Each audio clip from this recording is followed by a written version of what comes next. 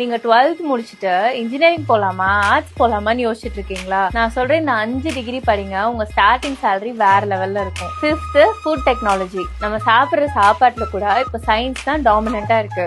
Monthly 40,000ல இருந்து 1.5 lakhs வரைக்கும் globally earn பண்ற ஆப்பர்ச்சுனிட்டி இருக்கு. 4th fintech. இது ஒரு ஹிடன் ஜெம்னே சொல்லலாம். எக்கனாமிக்ஸா இருக்கட்டும், ஸ்டாட்டிக்ஸா இருக்கட்டும், ஃபைனான்சியல்ஸ்னாலே 1 lakhல இருந்து 2 lakhs வரைக்கும் அப்ராக்சிமேட்லி குளோபலி ஏர்ன் பண்ணலாம். Third robotics and automation engineering. Drone டெலிவரியில இருந்து இப்போ ஆட்டோமேட்டட் சர்ஜரி வரைக்கும் எல்லாமே இப்போ ரோபோட்டிக்ஸ் தான். ஆனா நாட் ஜஸ்ட் மெக்கானிக்கல், இப்போ சாஃப்ட்வேர்ஸ் கூட தெரிஞ்சிருக்கணும். இதுக்கு ஆவரேஜ் சேலரி இந்த ஃபீல்டுக்கு 4 to 7 lakhs வரைக்கும் ஏர்ன் பண்ணலாம். Second biotechnology. Medicine, vaccine and genetics. ஃபியூச்சரோட எல்லா இனோவேஷனும் இந்த இண்டஸ்ட்ரியில தான் இருக்கு. பார்மா கம்பெனிஸ் அண்ட் ரிசர்ச் லேப்ஸ்ல இப்போ கரியர் க்ரோத் பயங்கரமா இருக்கு. இதோட ஆவரேஜ் ஸ்டார்டிங் சேலரியே 2 to 4 lakhsல இருந்து இருக்கு. அண்ட் ஃபைனலா நம்பர் 1 மேஜர் இதுதான். இந்த இண்டஸ்ட்ரி இல்லாம வேர்ல்ட் டெக்கே கொலாப்ஸ் ஆயிடும்னு சொன்னா நம்புவீங்களா? இதோட ஸ்டார்டிங் சேலரியே அப் டு 10 lakhsல இருந்து இருக்கு. Global opportunity. அது என்னன்னு தெரிஞ்சுக்கணும்னா மேஜர்னு கமெண்ட் பண்ணுங்க, நான் ஃபுல் டீடைல்ஸ் உங்களுக்கு அனுப்புறேன்.